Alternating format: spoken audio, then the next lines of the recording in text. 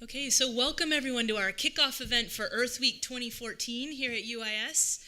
For those of you that are on social media, we're asking you to please post to let everyone know that you're here and use the hashtag MyUSLife and UIS Earth Week. So help us trend.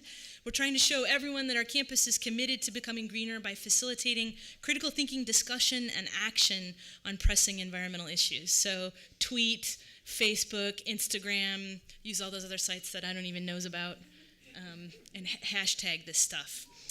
So my name is Megan Stiles, and I'm an assistant professor of environmental studies here at UIS, and I'm also the co-chair with Dathan Powell of the Sustainability Committee here at UIS. And we've been working hard to bring you guys an exciting lineup of events to help us celebrate Earth Week. And Earth Day itself is actually this Wednesday.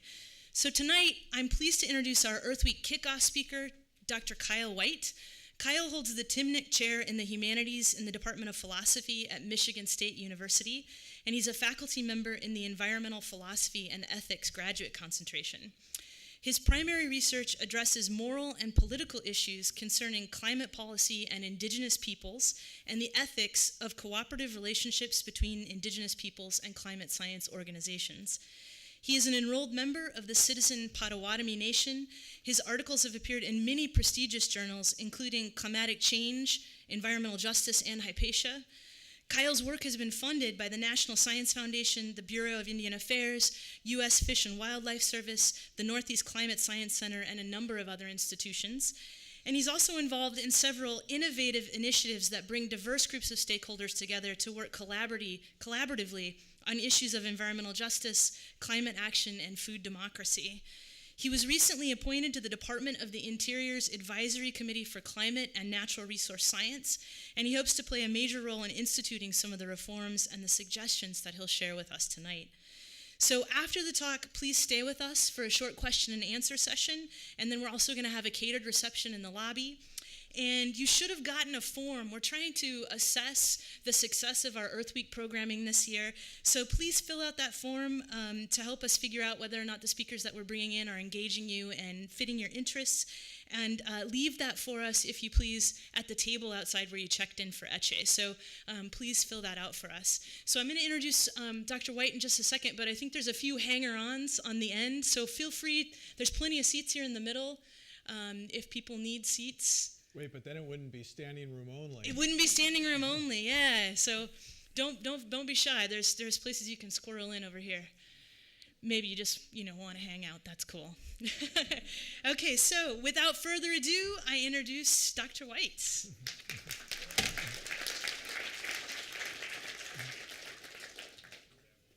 Bonjour, how's it going? I want to thank the Philosophy Department and Environmental Studies for hosting me and for thinking of having me out to this event. Really looking forward to chatting with you all and to the rest of my time here on campus learning about this institution. One question I have, is this whole campus connected by underground corridors? Not quite, because I came down underground. I thought I saw like a little passageway that was going into another building. I thought, man, that'd be really cool if like the whole thing was like totally networked with underground tunnels. What's that? But anyway, so I wanted to start off in the talk. I have a ton of stuff to cover because it's sort of a presentation that's a synthesis of a whole bunch of different things I've been working on. And I'm going to try it out with you all here. I'm going to start by telling you a little bit about who I am and my work. Because oftentimes when I talk to folks, they're not familiar with the context that I work in. And I'd like to shift into the main part of the talk. So in terms of like the kind of work I do, I'm an enrolled member of the Citizen Potawatomi Nation. And if you've never heard of Potawatomi people, you should have, because actually Springfield is a significant part of the continent for us.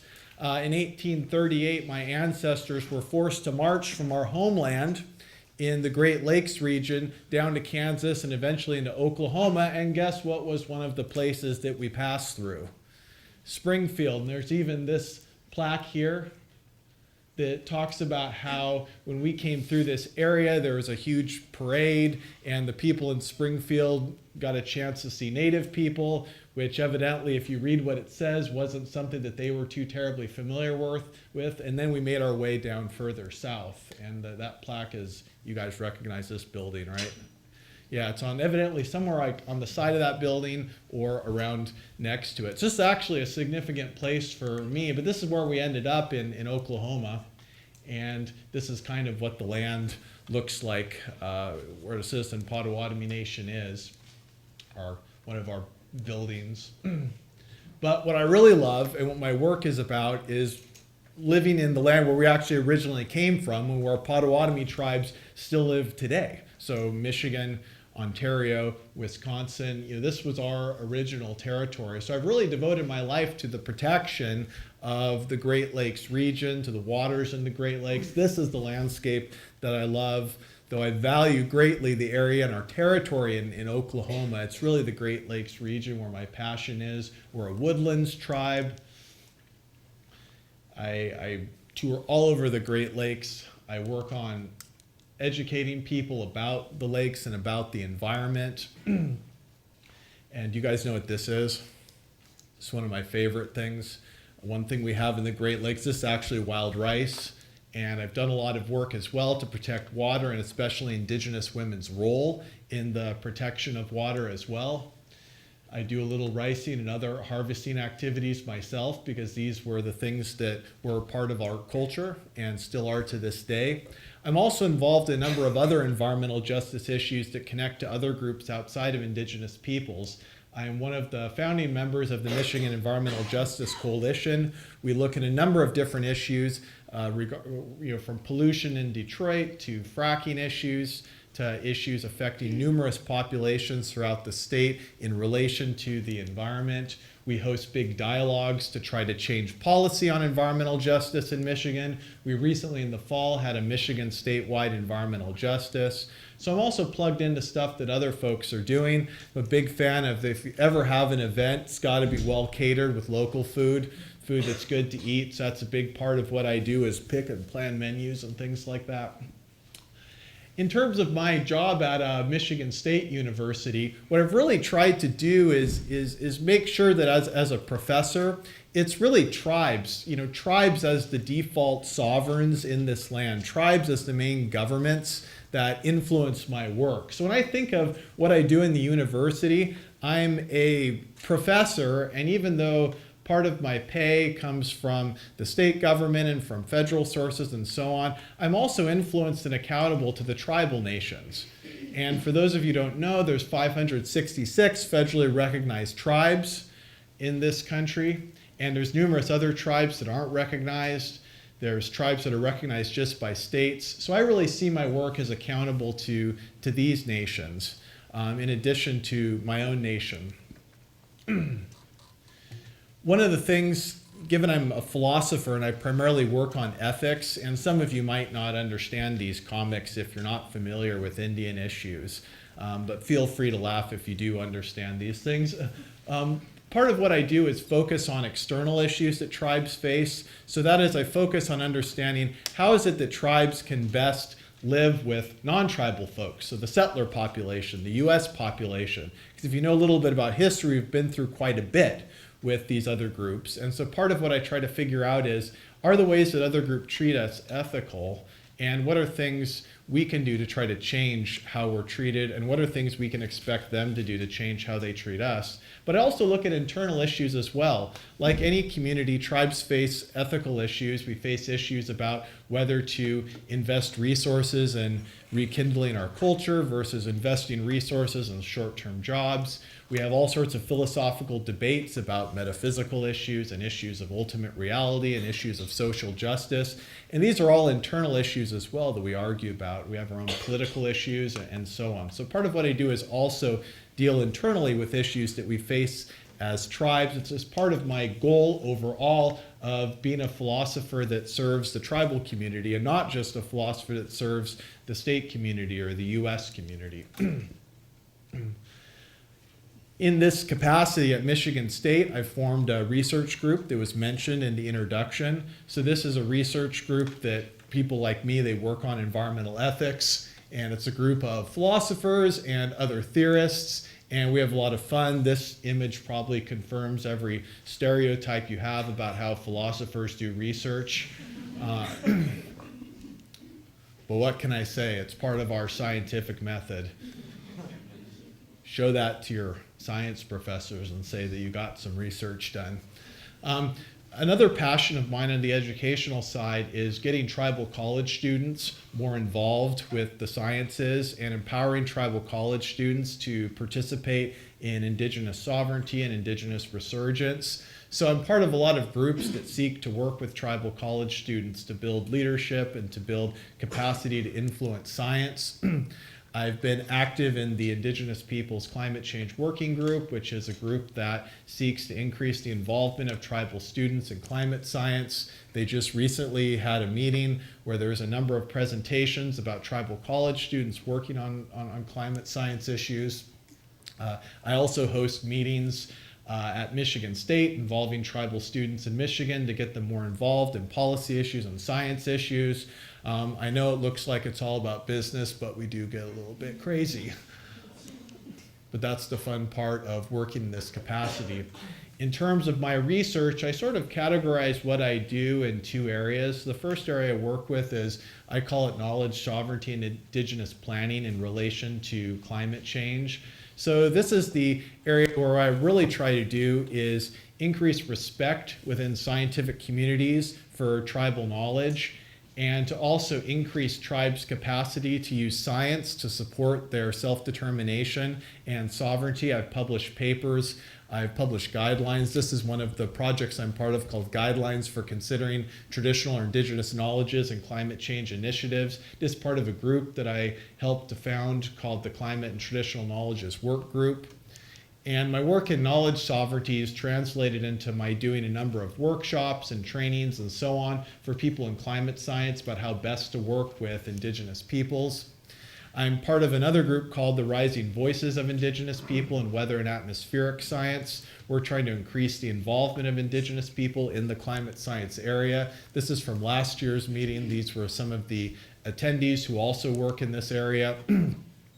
I also have a really active relationship going with the Sustainable Development Institute at the College of Menominee Nation. I spend a lot of time up there and have numerous projects that seek to do two things, both improve tribes' capacity to work with scientists to engage in climate change adaptation planning, but also to host dialogues that connect scientists with folks in tribes so that they can best learn how to work together.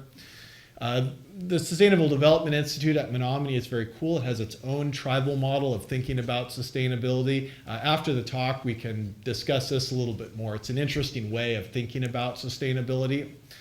We also do a lot of direct adaptation planning with tribes. So we host workshops within tribes about how to pay for, part of it's how to pay for climate change, but how to plan for adaptation to climate change. This is one of the workshops where we piped in scientists to work with a particular tribe.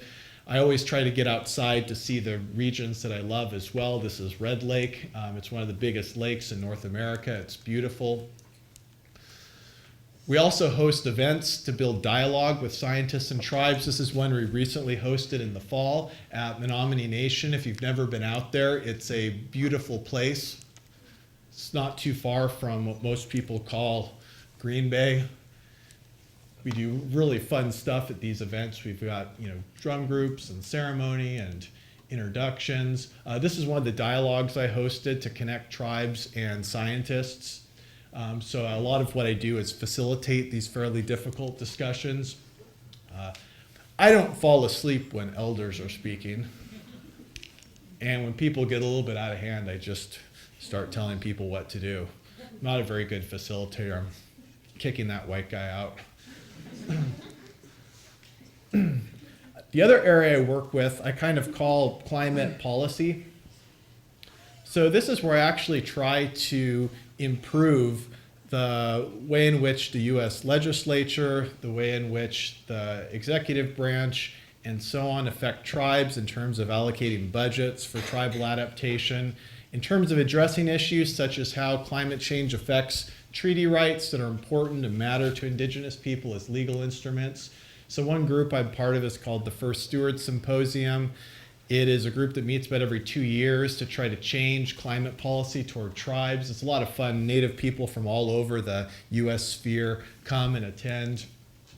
I'm always trying to figure out this picture because those two people there are looking that way, and then the two people next to me are looking straight down at their notes, and I'm just looking to God knows where. So I've never been able to figure out the dynamic in that picture at all. I've published a lot of articles on climate policy issues. So one of mine, Justice Forward, looks at a number of policy hurdles and suggestions for improvement that tribes face.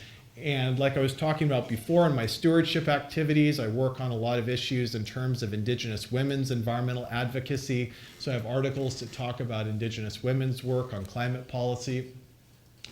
I also have done some pretty boring legal stuff. This is a recent document that we're about to finish called Tribal Climate Change Principles, which is actually directed toward executive branch and the US legislature in terms of how they could improve what they're doing to benefit tribal adaptation efforts. So that's a little bit of a gloss of the work I do to give you an idea of the context that I work in and the sort of values I have and the sorts of goals that I have in my work. Now, the topic for this talk is really one that I've been thinking about a lot because in the world of climate change, a lot of times we get sort of, thinking in a certain direction and we ignore certain things that are really critical to climate change. And one of these areas that I'd realized I'd probably ignored for a while, which as you'll see by the end of this presentation is kind of weird, is food. And so this, coming out here was really an opportunity for me to connect the work I'd done on food with the work that I've been really passionate about for some time on climate change. And also a chance to share with you guys just a lot of work that Native people are doing around climate change and food as well. For audiences in places like Illinois, Illinois doesn't have any federally recognized tribes, so I'm not sure how much that many of you engage with tribal issues, so it's a great opportunity to share what tribes are doing. In terms of climate change and conservation, tribes take tremendous leadership. Indigenous people are major movers and shakers in the world of environmental advocacy. So Earth Day, is very important for reflecting on the leadership of Native and Indigenous people in conservation, environmental stewardship, environmental advocacy, reforms to the food system, and so on. So how did I get interested in this topic for this lecture? Well, it came when I was thinking about how these three areas sort of fit together. So I was thinking about climate justice, anthropogenic climate change, what I'll just call anthropogenic change for here, this notion of responsibility and food systems reform. So what do I mean by each of these three things and how do they relate to each other? So first of all, when we're talking about climate change, and many of you have probably seen or heard something like this before, what we're really just referring to, plain and simple, is the fact that we've fairly recently been able to document that there's a rise in global average temperature. So this is a long-term change. And the rise in global average temperature is not something that you can see necessarily, but it is something that at the end of the day could destabilize the climate system and make it so that the patterns of environmental change that we're used to seeing or we expect to see will be different. And so climate destabilization could lead to a number of different kinds of impacts, such as increased frequency of extreme weather events, changes in water levels, and so on. So you can see here some of those things are discussed. And when we talk about these impacts, we're talking about things that we'll experience 30 years from now, 40 years from now, even thinking further out, 100 years from now. And one of the reasons why this is very significant to us is because historically, over time, the climate has always changed. But the types of climate changes that I referenced back here, these are ones that we're pretty sure are driven by things that humans do, or humans did historically. So burning fossil fuels through industrial activity puts greenhouse gases in the atmosphere. That creates the rise in global average temperature, which then destabilizes the climate system. Deforestation. When you deforest, that has an implication for releasing emissions into the atmosphere. When you engage in massive forms of land use, such as clearing land for certain kinds of agriculture, that has an implication for climate change. So we know that the drivers of climate change, and this is why we call it anthropogenic, anthro in terms of human, they're things that humans do, they're things that humans did. And this makes it a huge moral issue, it makes it a justice issue, because what if I'm one of the populations that actually has to pay a pretty heavy cost because of one of these changes? So this is a sort of visual that shows that it happens to be the countries that are already struggling with issues of nutrition and food security, so having enough good food to eat, are also the ones whose food systems are going to be potentially most affected by climate change. And so the idea there is if I'm a population that's going to be affected in a negative by the sorts of climate change impacts I talked about, and somebody else's activities are responsible for it, what does that mean? It means it's their fault. And we should figure out some way for that group to remedy that situation. But what makes climate change particularly tricky is that it's not just a one-to-one sort of thing where I put emissions into the atmosphere and those emissions strike somebody down. It doesn't work like that. It's very complicated because a lot of the impacts that we might see today or in the future are based on emissions and activities that people did several generations ago or longer.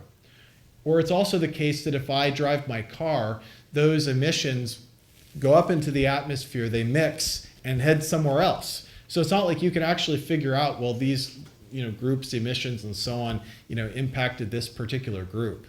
And the climate system itself is actually very confusing. It's not really something that you see. You don't actually see the climate system. You see the weather, but you don't see the climate system, right? These factors here are not things that you can sort of identify or are aware of. So it's very mysterious, and it's something that we don't fully grasp what it is. So to suggest that somebody is harming somebody else through the climate system brings up all sorts of confusing issues that really push us to the limits of what we know.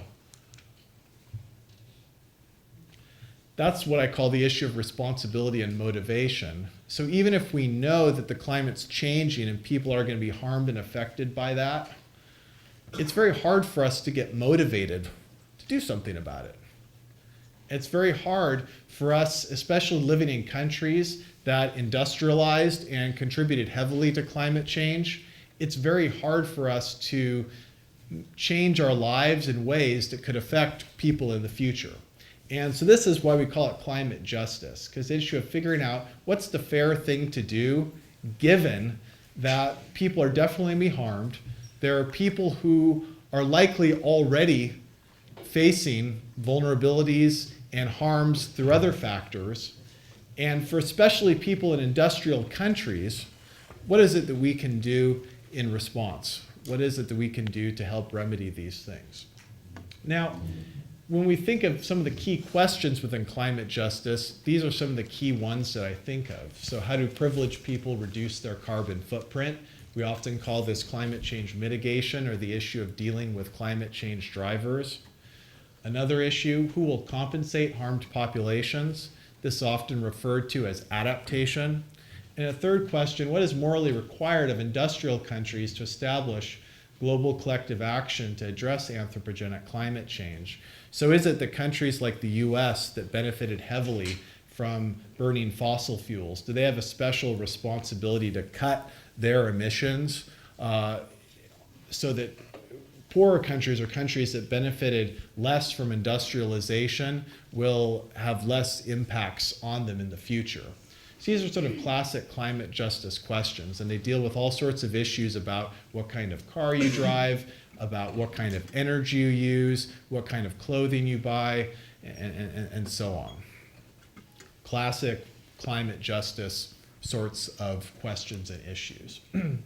Now, where does this mix and come together with this idea of food systems?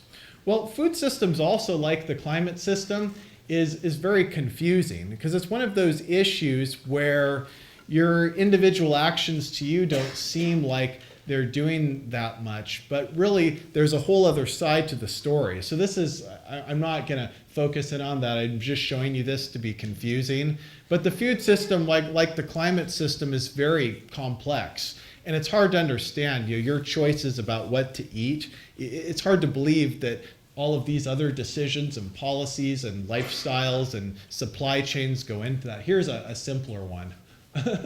Not that much simpler, about all the different things that go into the food system. So food is very, very complicated as well. And I just noticed that when I talked about climate justice and the work that I was describing earlier in the presentation, that food didn't always come to mind as something that was related to climate change.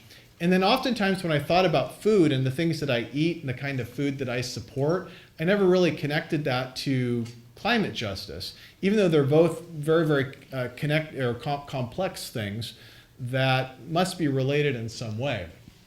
And then I got really embarrassed because when I thought about how all of these things fit together, I realized that through all of my work on climate change, actually all I've ever done is talk about the connections between food and climate change.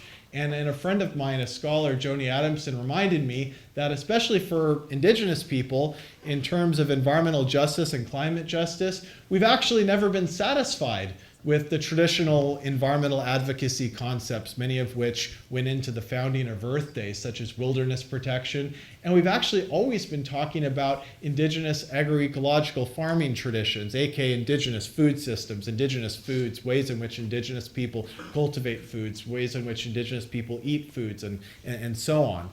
And so that led me to really think for this lecture about all sorts of different issues about how climate change and foods are really the same sort of issue when we're thinking about what indigenous people do and who indigenous people are.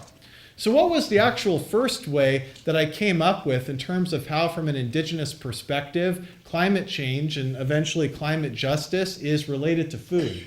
Well, the first thing that dawned on me that I wasn't thinking about before is that for Native people, when we think about climate change, we don't just think of it as a new thing that came about based on the burning of fossil fuels. And if you've ever seen a depiction of an indigenous seasonal round like this one, I don't know if you guys know what this is. I could do many, many presentations on things like this. But so this is a way in which, and this is from the Koyukon in Alaska. My friend Shannon McNeely works with them, with her collaborators.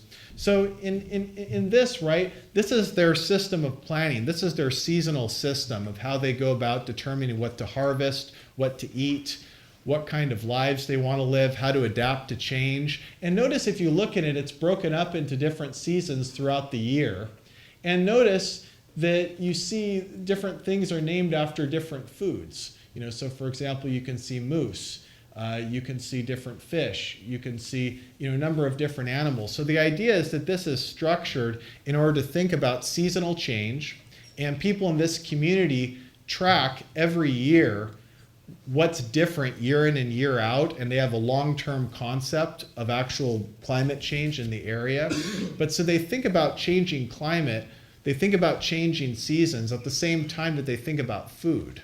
So part of their primary planning activity, the way they go about making plans for the future, is a relationship between climate change and food. So it would be bizarre to talk about climate change to them in terms of just decreasing your carbon footprint, because climate change is really about how you plan for seasonal variation, how you learn from what happened in past years in order to adjust to changes that might be coming in the current year or in future years. And that's always a discussion about what you eat and what you grow and what you hunt.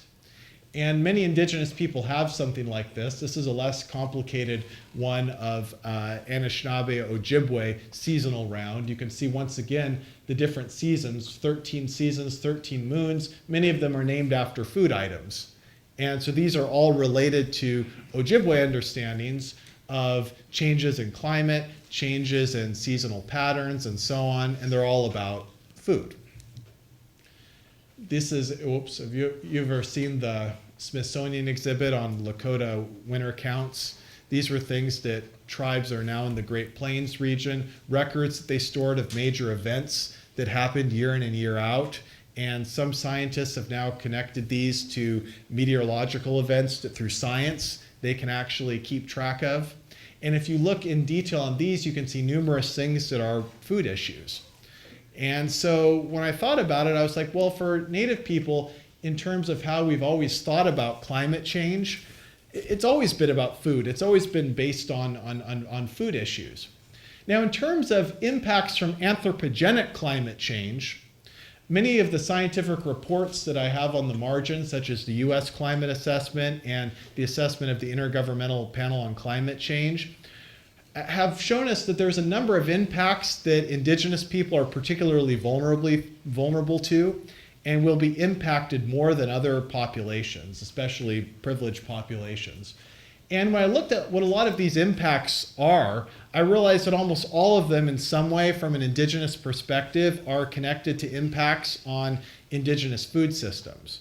So one of the big ones is there's about 80 villages in Alaska that have to be completely relocated because of climate change, especially sea level rise. So literally those communities have their area that they're living in. They can't live there anymore. They have to move somewhere else. With one community, it's around $100 million to do that. Where are they going to get the money from? And one of the biggest issues that they talk about in those discussions about relocation is the implications of changing your food system. Because the way in which you were getting food before in the first location is certainly not the way you're going to be able to get it in the next location if it's an area that you've never lived in before. And so a lot of these discussions about relocation have to do with food systems. In the Louisiana area, there's groups that are having to leave areas where they've hunted and fished to relocate to a new area because of the climate change impacts they're facing. Other issues you hear people talk about a lot are actual loss of access to foods that are culturally significant to tribes. If you're dependent on the species that you hunt, you're indigenous people, you're involved heavily in hunting, if your tribe is along the Canadian-US border, and if those animals move north, then you're not going to be able to have access to them. So what are you going to replace? Or what if the habitat for a fish population that you depend on, it changes, and that fish population can no longer survive? And so when I was looking at these things, I was realizing that the theme that's common to all of these different impacts that indigenous people are facing is food. Even in these bottom three, which are social in character, those are all also about food in a lot of different ways. So for example, when people talk about intergenerational disconnection, they're oftentimes talking about situations where younger people and older people would gather plants together or hunt together. And if climate change, in the case of a plant that people gather for consumption, like say wild rice, if climate change destroys the habitat of that particular plant, then younger people and older people won't get together to go and harvest the plant or to cultivate the plant. And the implication there is that they won't get to know each other as much as they would have before. So it divides relationships among different generations, which is a key aspect of keeping a community together. So in all of these issues, when people talk about impacts to indigenous people, I realize almost all of these are about food in some way. And even in cases where you get Native people, and here's again the example from the Koyukon, talking about what climate change means to them in relation to science, they always came back to food. So this is an example of where scientists are working with this particular community.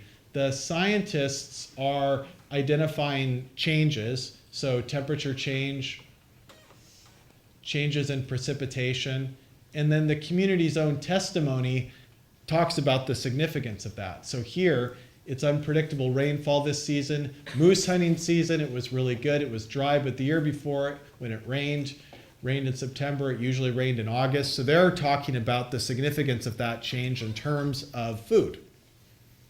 So their climate change heavily associated with food. So notice just for a second before I get to another set of examples that are more tied to climate justice, that whereas if you look at a lot of literature that we see in the US and in an industrial country on climate change that talks about making sure you turn the lights off or making sure you drive a hybrid or those sorts of actions, you oftentimes don't see food heavily referenced. But in all the cases I'm mentioning where people are concerned about climate change impacts on indigenous people, or indigenous people think about the climate in terms of their way of life, food is almost always referenced. It's almost always a part of that. It's just a key part of that discussion.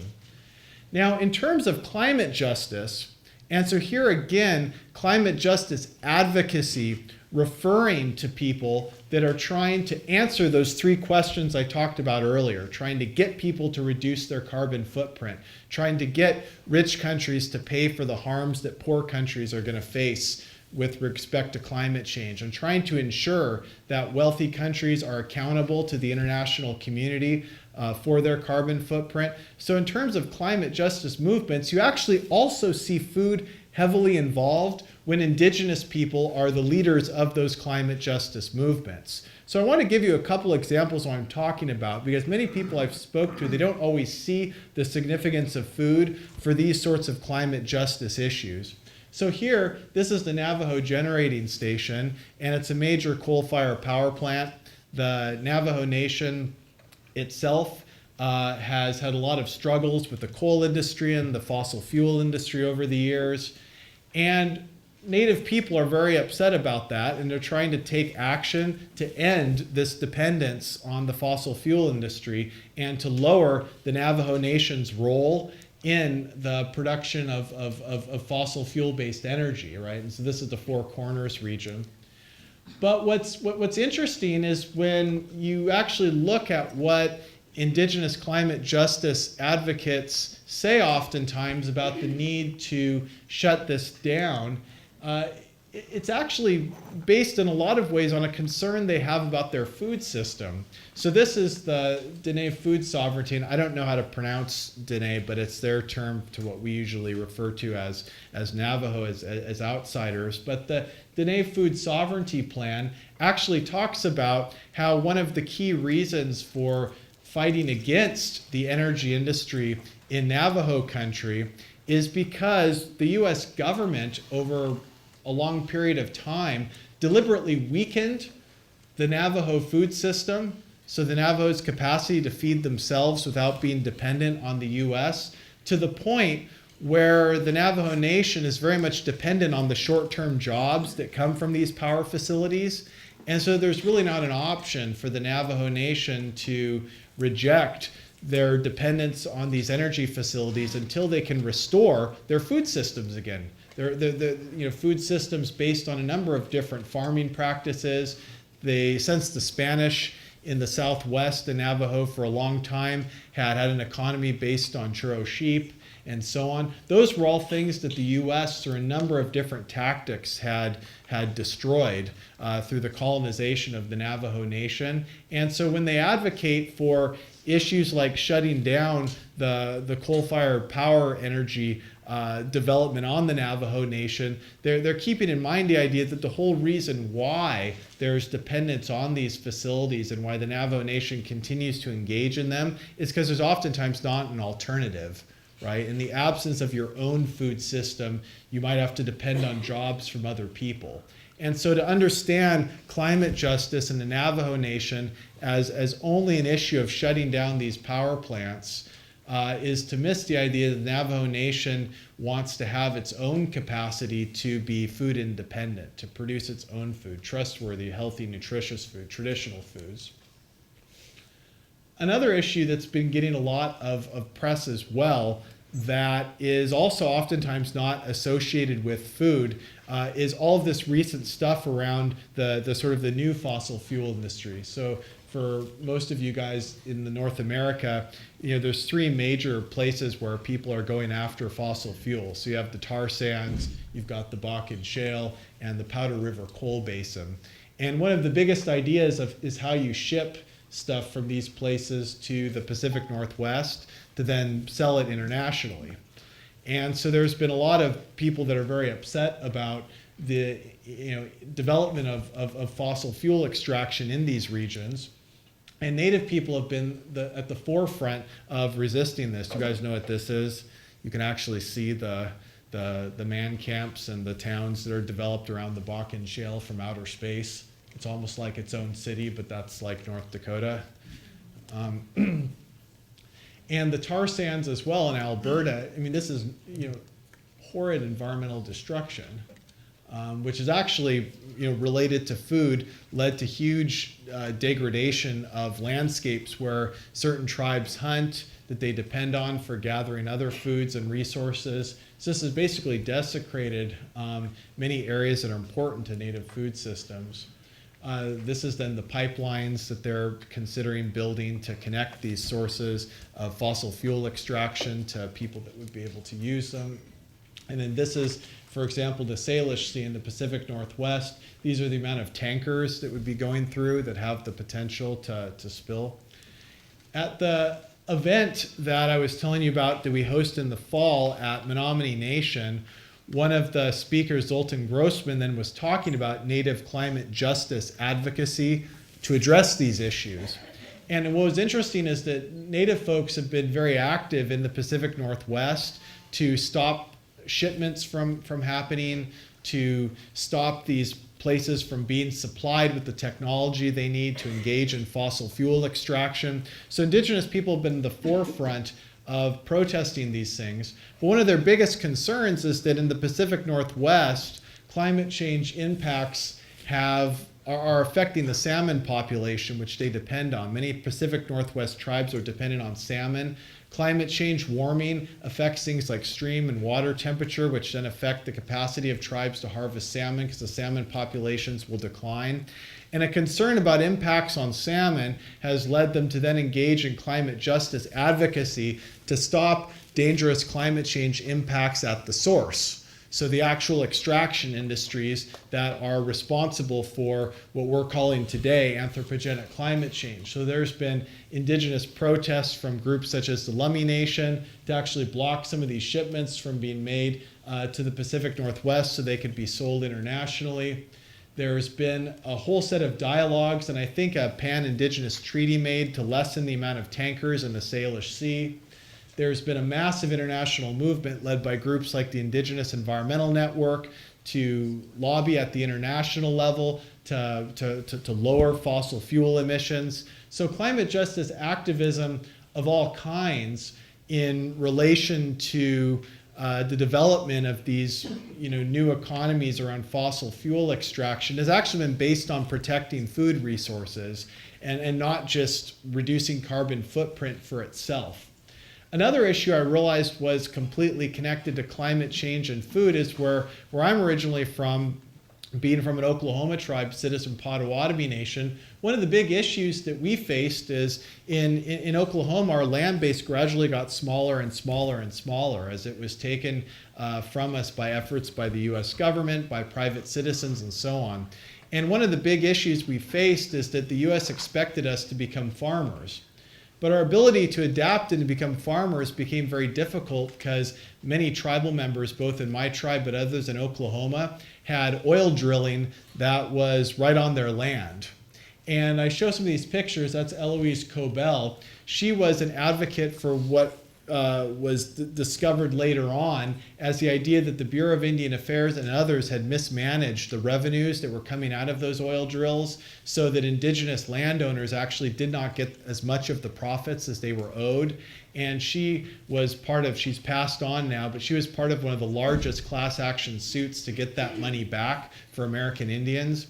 And what I was thinking there is that the oil drilling actually affected our farmland, it affected our livestock, it affected our ability to adapt to the environment in Oklahoma. So there, the development of the fossil fuel industry and the push to hold it accountable was related to how that industry actually affected tribal farming practices and tribal lands in Oklahoma. So there, the drivers of climate change heavily implicated to food-related issues that affected tribes in Oklahoma tribes who were relocated to Oklahoma.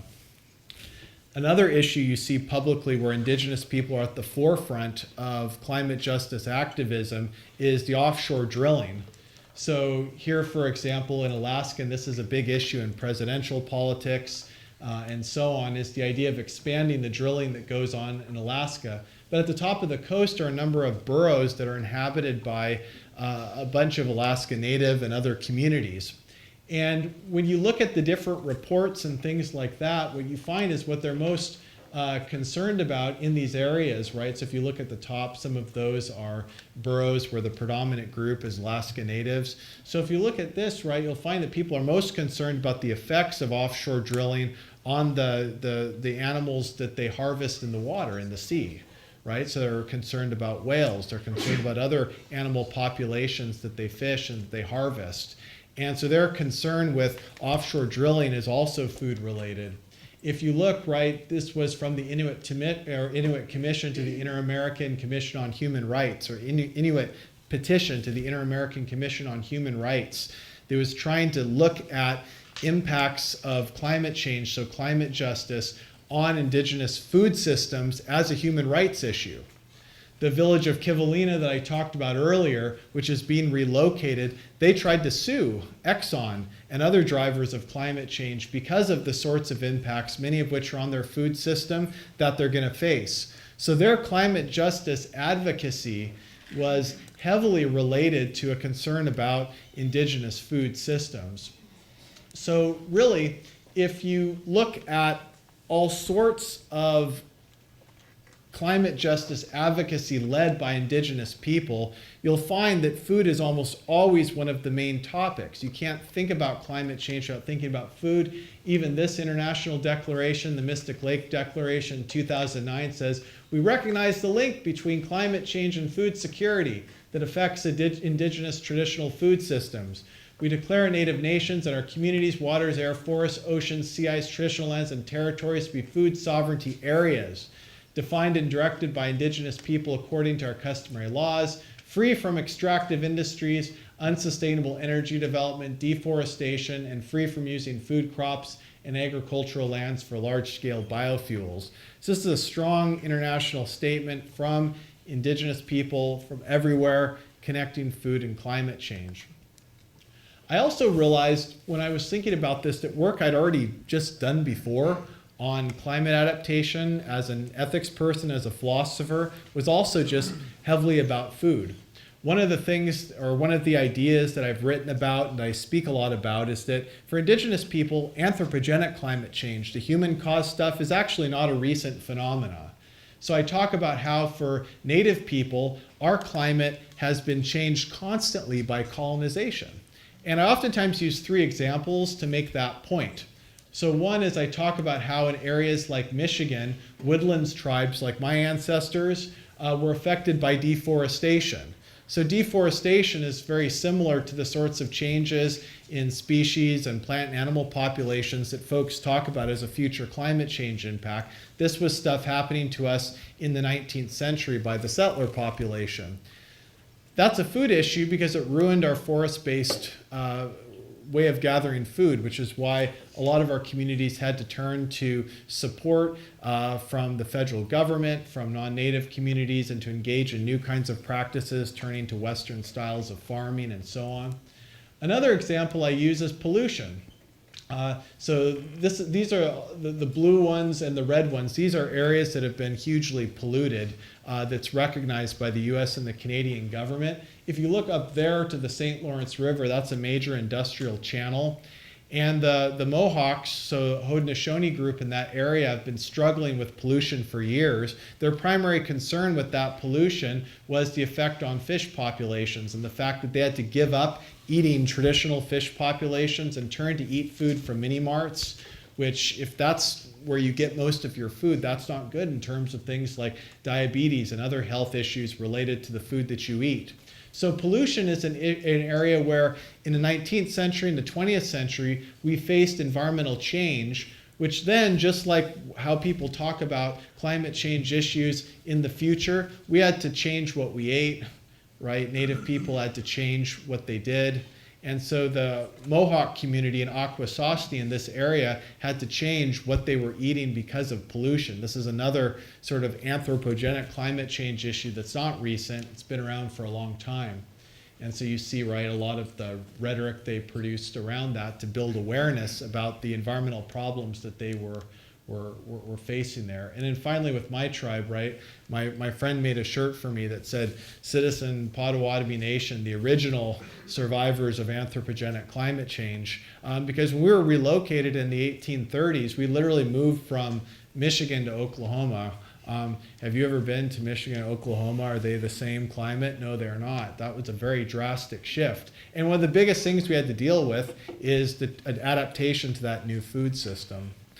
Another issue I've always talked about in my work as well is how climate justice issues relate to indigenous self-determination. So I've talked about how a lot of different U.S. policies, I'll skip over that, like treaties, for example, the privatization of Indian lands, the reorganization of tribal governments in the 1930s to facilitate the fossil fuel industry, the termination period. These are all periods of policy affecting indigenous people. And one of the big things that I've talked about in that work is how the current policy system that we face as tribal people doesn't prepare us that well for dealing with climate change issues. So you know what this is? This is a map in the Great Lakes of the major treaty areas. Those are the big colors with the years on them.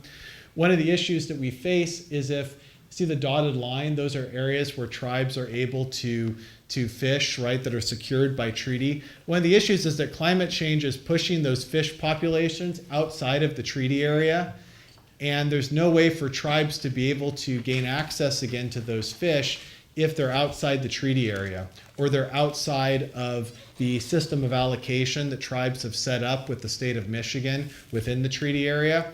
And I realized there that with those sorts of policy issues, that's all about food, right? It's about catching fish that you eat for subsistence, fish that you sell to other people. And so these issues I'd looked at with respect to indigenous climate policy were also all about food. Finally, in terms of work I'd done previously, I'd realized that when I talked too about knowledge issues, knowledge sovereignty issues, those were about food as well, because so many tribes are concerned about knowledge transfer, the idea that your grandparents will transfer what they know about how to live off the land, or what they know about how to adapt to certain experiences to younger folks. But a tribe I was just working with, they were telling me about how they were concerned that they were now having trouble teaching and getting younger folks excited about hunting, because if climate change changes snow cover and lessens it in some way, if you can't see an animal's tracks, then if you take a young person out to hunt, they're not going to be that successful. And if they're not that successful in their first few hunts, they're rather going to be playing video games, right? You put on easy, shoot as many things as you want. So this whole idea of knowledge as well that I'd been working on was also heavily related to food. So in thinking about all these quick examples, one of the things that I'd realized is that food systems advocacy and climate justice advocacy are the same thing. And that for you guys thinking about your lives, that there's no reason to say, oh, there's climate change and then there's food. And one of the things that I wanted to discuss now as I begin to finish the content of the presentation is that there actually been some cases I'd worked with that I think combine climate justice work, climate change work, and food in ways I really hadn't thought about in that way before, that really show that they're the same thing.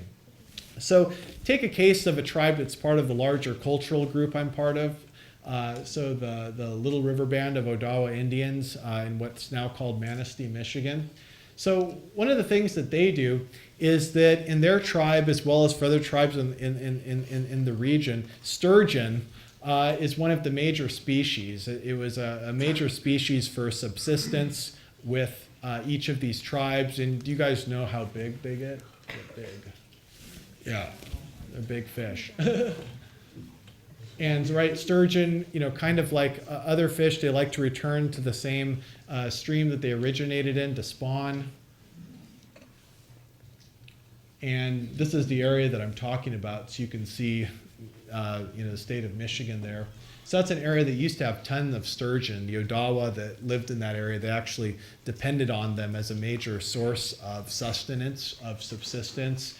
You can imagine that fish that size would be extremely important factor in your food system. In fact, they joke that the sturgeon were the buffaloes of the Odawa, right?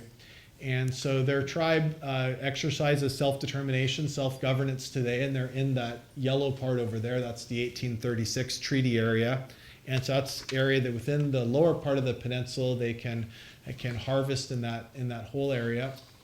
And the fish sturgeon, or what they call it, name, was extremely important culturally as well. It was considered the grandfather fish.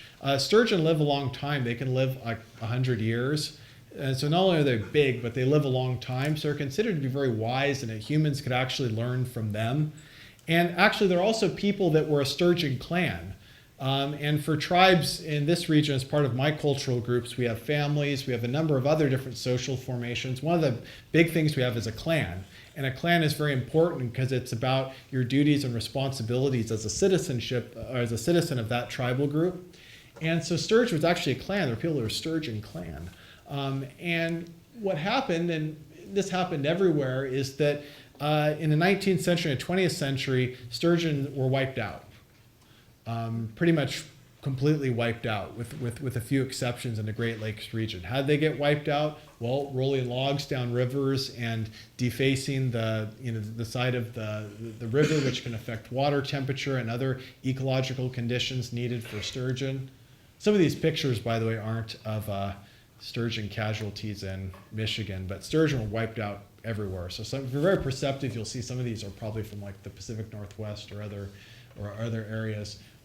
So sturgeon also was overfished. Originally, settler folks actually didn't value sturgeon, so they would oftentimes line them up and just get rid of them. Then they wanted them for caviar, and so they overfished them. Dams affect sturgeon's capacity to return right to those same streams to spawn. Sport fishing, so this is not fishing of sturgeon, but the introduced species into the Great Lakes, the salmonids, those are known to prey upon the younger sturgeon, which puts pressure on the sturgeon population.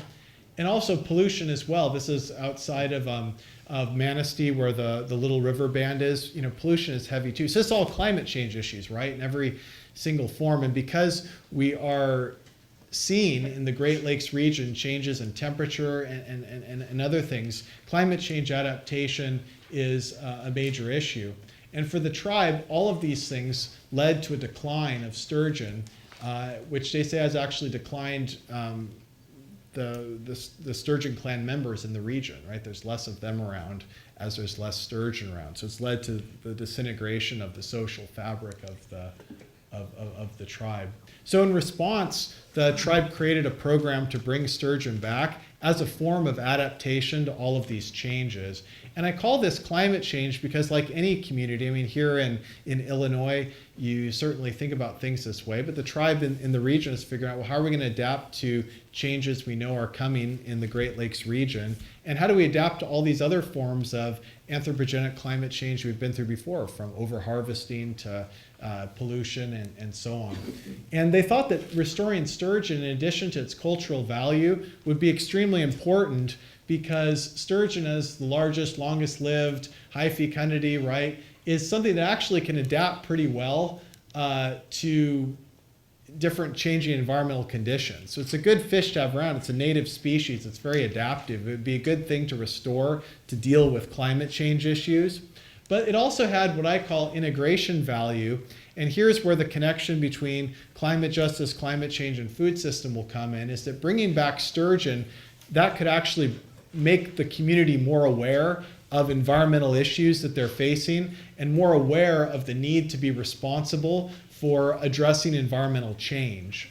And so how did they do this? Well, the first thing they did is they actually set a target. So they wanted 750 adult sturgeon in the first 25 years. And the 7th-generation target was to restore the sturgeon population to the levels they were before 1836, when they supported the entire Odawa population. And to do so, they made a cultural context committee, which was a group of tribal members and scientists and tribal officials, to plan how they were going to do this. And there were also people they interacted with who lived in the watershed who weren't tribal to try to plan how to restore this fish.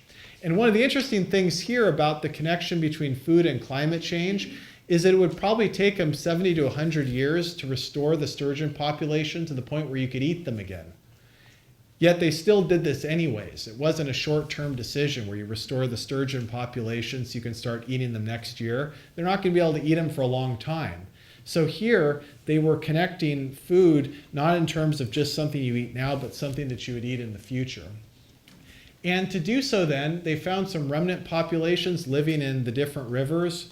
And they then, in order to make sure that they imprinted properly, they created a streamside rearing facility which brought that same water through. So to avoid those little fish getting eaten out in the wild, they made this trailer, right, which would make sure that you had the same genetic population. Why did they do that? So that it's really a native species, to bring back those sturgeon clan members, to make it so that people in the watershed actually became interested in having that native species. They created a whole program to get people to understand that to restore sturgeon, you also had to address a number of issues with the habitat. You needed to stand up against pollution, so climate justice. You needed to deal with other ecological changes, such as impacts on forests. They also made sure that people addressed the issue of dams and the issue of what dams do and the damage that dams do to the environment, to fish populations. And also the law enforcement objectives, right? That people need to understand that the tribe, as a self-determining entity, as a government, needs to be able to regulate how people treat the fishery, how people treat the environment. And so basically sturgeon restoration connected to all these areas that made people more aware of how to deal with environmental change in the region and how to address climate change issues as well. And you can see from the pictures, one of the cool things that they do, this is their cultural context group. This is the trailer where they run the water through, is they have an event that they do every year that now has about 600 people from all over the community, where they actually celebrate in public the significance of the sturgeon for dealing with all sorts of environmental issues. So each person gets one of these buckets, and you get to release one of the younger sturgeon back into the water to restore the population. And the event is just awesome. Not only do people get to be educated on everything you want to know about sturgeon, but there's ceremony, there's learning about tribal culture and other cultures that live in the watershed. People get to eat, have a good time. This is one of the tribal chairs discussing music, the scientists, people from the Forest Service. It's a great event that actually brings people together in solidarity to address larger environmental issues than just sturgeon in the region. So here you see something that's actually food, so sturgeon, its significance to tribes, used to get people motivated to deal with what are ultimately climate and environmental change issues in the region, whether that's the pollution from coal-fired power plants like I showed you before, or whether that's issues of dams, or whether that's issues in how changes in water level and habitat affect sturgeon populations. So that by the end of this event, there's always some non-native person that says something like, wow, it's the power of the fish that brings us together around these issues. So that really food is a powerful vector for bringing together complex dimensions of climate justice. And so then the lessons from indigenous people and climate justice is really that when you talk about climate justice, you're really talking about all of these things jumbled together, right? They're all related together. And it's actually an artificial construct to talk about food and climate justice as completely separate things. And so what I wanted to ask you, especially the students who are here, is now that I've talked to you all about the importance of food for indigenous people in relation to climate change, you can sort of turn the question back on yourselves. You know, what's your food system? You know, how do you get your food? What do you eat? And is what you eat and your food, is that connected to your advocacy as somebody who's concerned about climate change, who's concerned about climate justice, somebody who's concerned about the environment, or are they separate? So that Earth Day actually could be something where people look at areas that oftentimes aren't associated with environmental advocacy like food. And to give you some ideas, you know, a lot of us eat food that travels a long way away, and the transportation is responsible for fossil fuel emissions and for unsustainable forms of energy, right? How does your carbon footprint, how is that tied to what you eat? What about the contribution of agriculture and forestry and other areas related to food? How are you implicated in that? That's related to climate change. What about the issue of your responsibility for people that are going to be more food insecure based on climate change, who are already among those who are most food secure anyways? So how do these issues then of indigenous food systems, what do they translate into your lives if you're not a member of one of these communities that I have discussed? How does what you eat factor into how the land is treated? Is this a climate resilient landscape? That's for you to discuss. I know it looks similar to a lot of the landscapes around here. So I want to then just end by kind of asking you the question, how is it, what is your food system? What are the food choices you make? And on Earth Day, how are those choices and how are those systems you're part of one and the same thing as your advocacy for climate justice and your advocacy for taking on the challenging issue of climate change? Look forward to chatting with you guys later.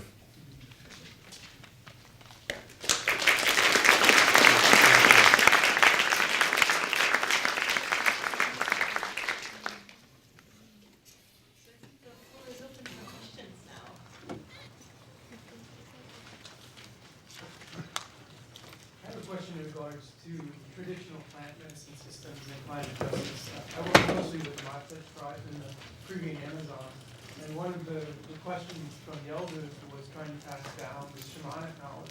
Is this something that you find to be prevalent within Native American tribes as well?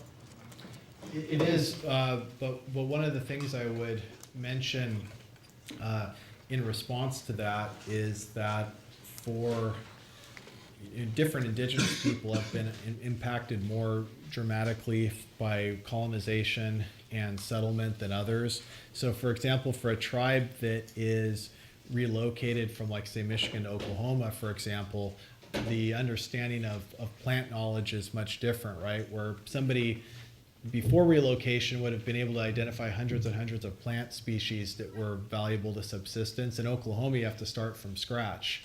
So there's still a concern with knowledge transmission in relocated tribes, but it's different from the sort of situation you're talking about. In the literature globally on this, communities in a lot of other parts of the world, one of their primary concerns is that climate change will prevent the transmission of that valuable knowledge because, say if the prevalence of that plant thins out so that it's harder to harvest, then it'll be harder to get the children and the youth involved in that. It'll even be harder to show people different examples of that plant, right? So that people can really learn and understand it. So I would say that that's one of the key issues, and it's both an issue of intergenerational connection, but it's also an issue of knowledge sovereignty. Groups in Alaska face this in particular because they depend on their ability to interpret and sort of read the landscape. If the landscape changes too much, then it's hard to understand how the current feel of the landscape is tied to the historic knowledge you've built up over time about what to expect in that landscape.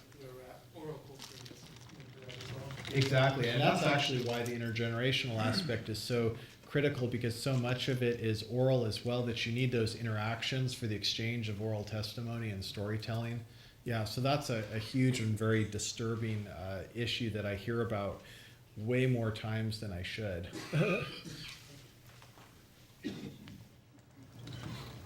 In your opinion, do you think, like you said, the food depletion, all the harvesting of like the tar sand oils and all that, do you think that America can continue to rely on a consumer-based economy if we intend to make substantial changes? One thing there, since you just asked for my opinion, I won't tell you the facts.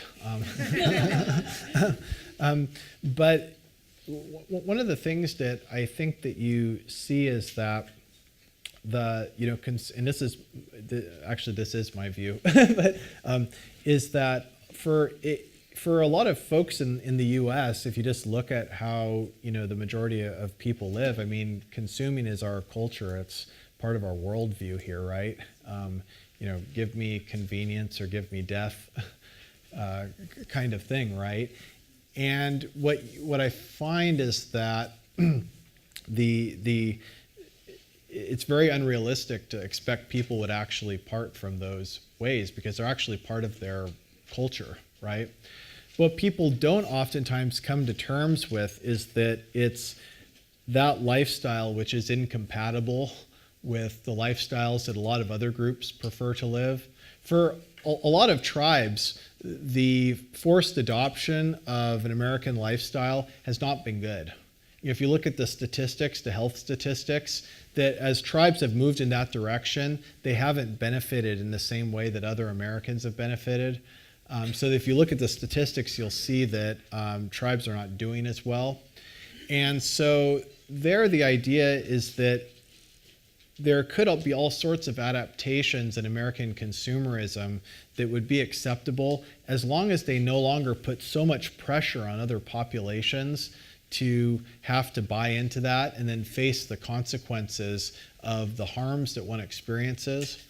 And so from my perspective, my concern has not been as much about whether ultimately people in the U.S. will change on the whole, but as tribal nations, what can we try to do to make small strides so that we can protect as much of our lifestyle as possible? And so a lot of the work that I've done in the policy realm from my perspective is to try to carve out a space where our communities can lessen how bad we're affected by a lot of these issues, because it's very hard to do anything that would actually change the overall way in which Americans approach food or approach the climate system. So like a lot of the dialogues that I was talking about, say, where we engage with scientists or people that work for federal agencies, we're dealing with, say, a particular policy that we know if it was just adapted or changed in a certain way, that would be huge for tribes. It would make it more possible for tribes to rebuild and rekindle their food systems and deal with climate change. So I also kind of come at it from that perspective. But I don't think that anyone can really tackle the issue of how to deal with consumerism, because it actually is part of the American culture. It's that deep, and that makes it very difficult to adapt. Yeah. So you mentioned, reflect on what we eat in regard to where it came from. So you have to have bananas transported here from somewhere else and so forth. What I see is, to make a comment and then give you a question, is in the last 10, 20 years, our government has brought us to a place where our industries have left our, continent. For example, they make jeans in Mexico, all our electronics and so forth come from China. So the policy has been to take all this industry offshore. And so what I'm saying is that if you look at that policy our government has instituted, basically, and you look at even our taxation, where our money goes to Washington and then they grant it back. So the money travels back and forth, just like raw materials have to travel to China and then they come back. Raw materials have to travel to Mexico, they come back. So all that energy, the oil, I would say is much greater waste than, say, importing food, from other places, coffee from Colombia, for example, fruit from Central and South America in the off-season. So my question to you, with this premise is, what is the greatest waste? What has the greatest impact on the climate, in your opinion? Is it waste? What is it? Is it extraction of natural resources? Just out of curiosity. I think we can even look if we're on the internet. Well, even the thing I just showed, right? If you look at the the different statistics and things like that that agencies produce and stuff like that that talk about, like here are the different sectors that contribute most to, anthropogenic climate change. And I think there's a lot of good, information about where we're getting things from. Like here it's talking about energy issues as predominant. Like EPA has a really good website. So I would sort of defer to what, what folks have already sort of examined and studied about the key drivers to it. Now with respect to food, I think the issue for me is not that food is a predominant contributor in contrast or in comparison to some of the things that you were mentioning, but that actually people oftentimes don't think about the connections you're making if they don't think about food. You're right. You think about food, you think about the global supply chain, you think about the national economy, and then you think, well, wait a minute, those jobs going overseas and things like that, those are all plugged into these networks and stuff like that. So it's interesting that when I was giving that example of thinking about a way in which food is related to climate change, your question actually identified a much larger set of drivers of climate change, being prompted to that example. And so that was one of the sort of the points. I mean, even with like the sturgeon example, well, I mean, at the end of the day, right, what sturgeon does is it motivates people to think about issues that extend way beyond sturgeon. Well, and you mentioned the buffalo. I mean, that's obvious that, we did basically extinct buffalo for all practical purposes. So, I mean, it's definitely, there are issues we've got to see as realities. I do have a little bit of trouble making a connection between climate change and food sustainability, but I mean, that's just an ongoing process. Yeah. And becoming aware. We can chat some more afterwards. You're not going to ditch, are you, and just take off after the Q&A? I don't know.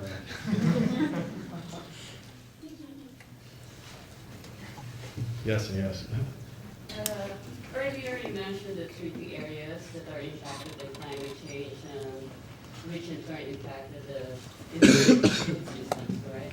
Are there current efforts to adjust the 3D areas, and how does that also impact the political sovereignty of land political sovereignty of the indigenous people? Yeah, I've got I can forward it to you guys. I have a paper that I published about that issue. And one of the funny things is that the idea that political borders are related to how people take care of the environment, is not itself, kind of a shocking issue. But if you look at how borders are carved up today, they don't reflect at all the dynamics of any ecosystem. Like why is the U.S.-Canadian border instantiated where it is, right?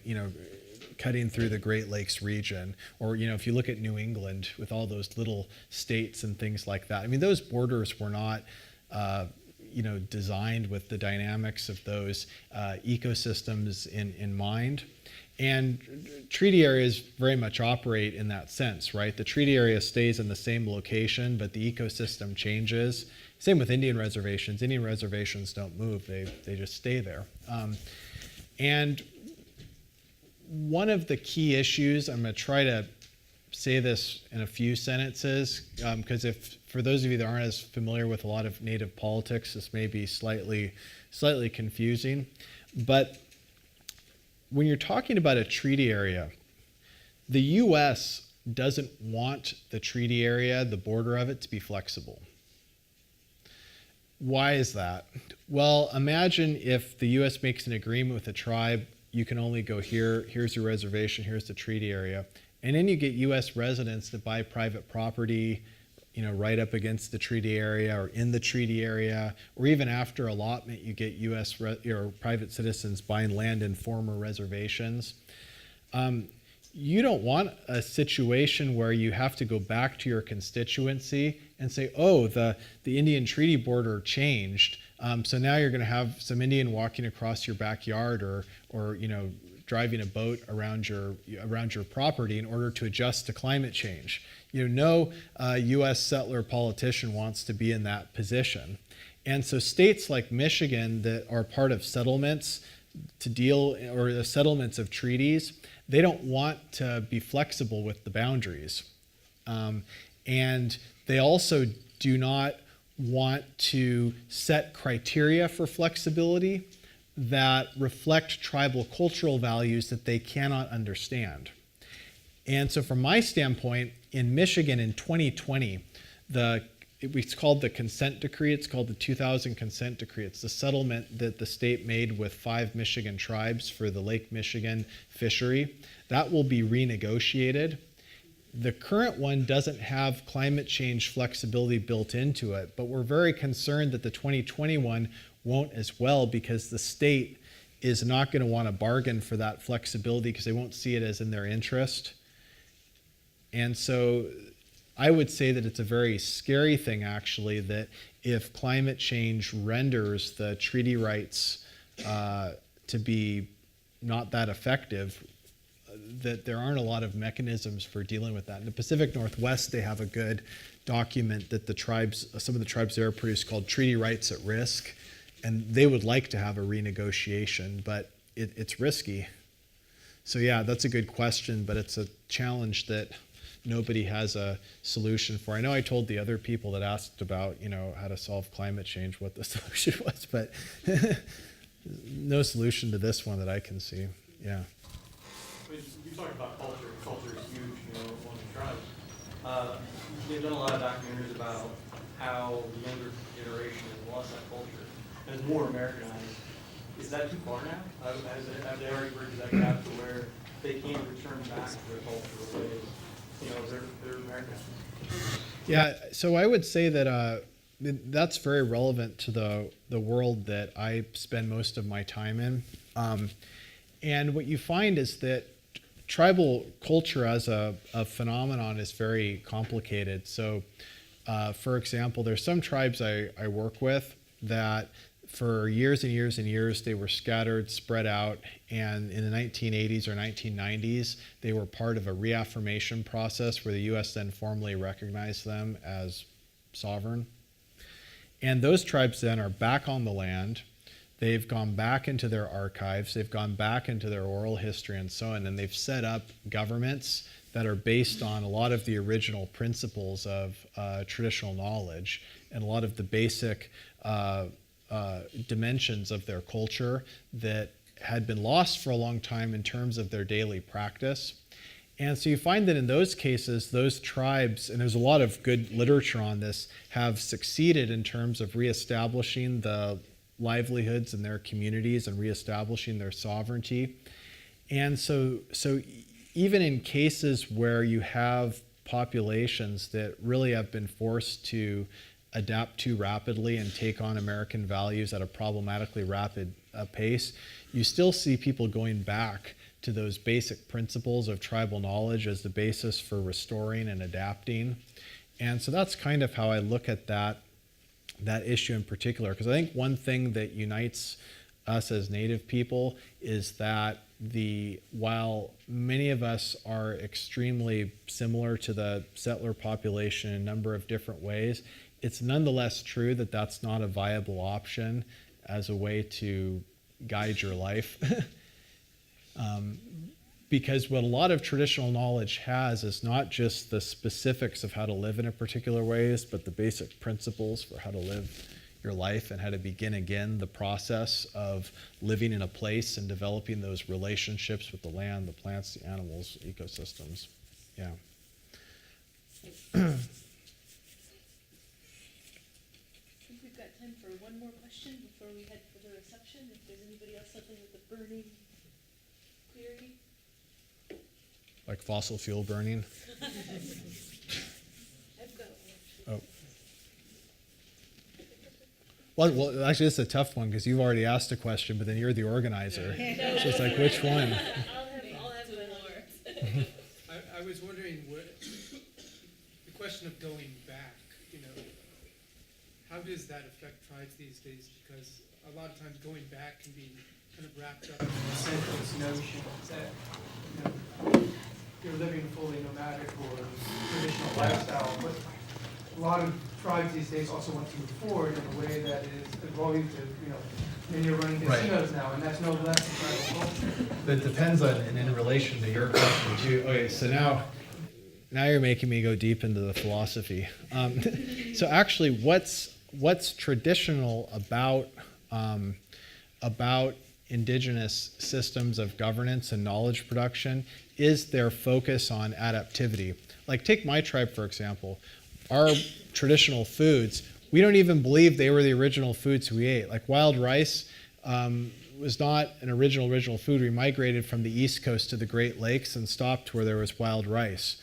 When I was talking earlier about churro sheep in the Navajo Nation, that today is considered to be something traditional, but it's actually an innovation in response to the Spanish colonization. I mean, people in anthropology and these fields documented this. Now, those of us in ethics have actually argued that if you look carefully at tribal knowledge systems, they're not actually systems of knowledge that are appropriate to a particular place and time, but they're actually principles of adaptation. They're social practices of adaptation. And so this is why actually in the climate justice world, a lot of people like non-native people get really upset when they hear Alaska Natives say stuff like, oh, we've always adapted, we're just gonna adapt to this. And like, what are you saying? Your whole village is gonna get relocated. Why would you ever think that? But no, from a Native perspective, it's all been about adaptation.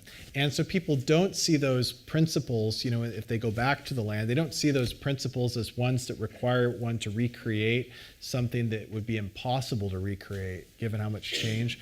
There are principles that guide how you adapt ethically and in ways that are appropriate to your culture when there's been a lot of change. It's like in my community, that's how we see our traditional system, as a system of guiding adaptivity.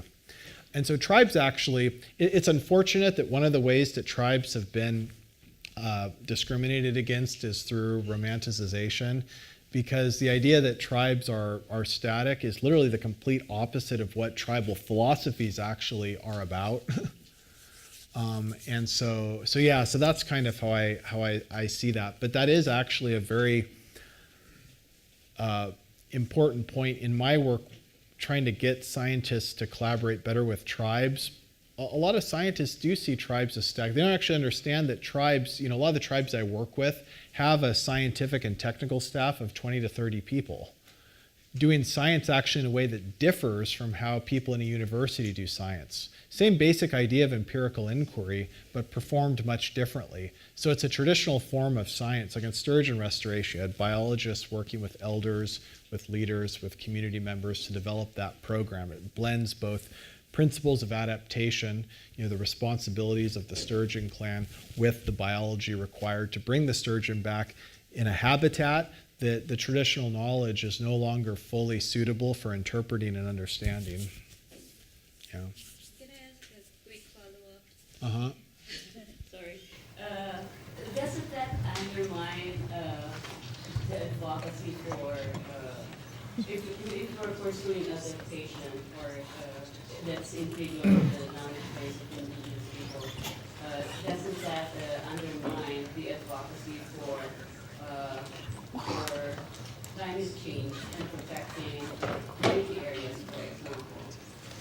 You know what I mean? Yeah, but I might confuse it with the other issue of adaptation that people mentioned. But adaptation is, so for example, a treaty area, it is a good example of adaptation, because to make a long story short, if you look at how tribes actually use treaties, they have so I have to figure out how to say this in a long sentence. So as oral cultures, when tribes signed treaties, they believed that the whole negotiation process, which they remembered in detail, which was actually built in a lot of flexible mechanisms, was the treaty process. It was later that they found out that actually the US just likes the piece of paper that says the different rights and stuff that you have.